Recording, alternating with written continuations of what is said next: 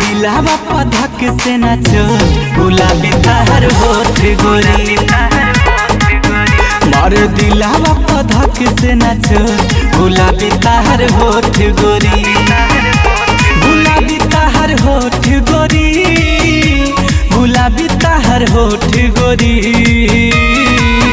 करे प्यार में तह के सपोर्ट गुलाबी ताहर होठ गोरी। मारे दिलावा पधक से नाचो गुलाबी ताहर होठ गोरी।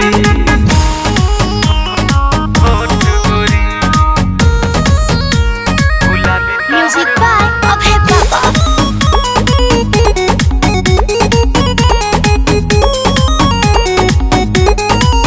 उठ उठ के आधी रतिया तहरे बारे में सोचिले।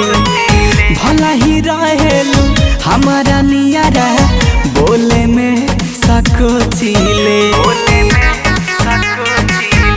अरे सासे हो उठ उठ के आधी रतिया तहरे बारे में सोचिले। भला ही रहेलू हमारा नियारा कुछ बोले में सकोचिले। गुलाबी ताहर होठ गोरी, गुलाबी ताहर होठ गोरी।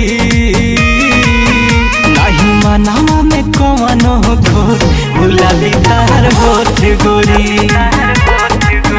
मार दिलावा पधक से नाचो गुलाबी ताहर होठ गोरी।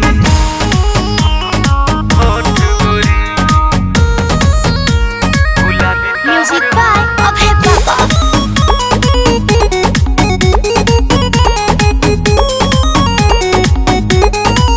रवि राज के रनिया बहसे तहरे में परान हो।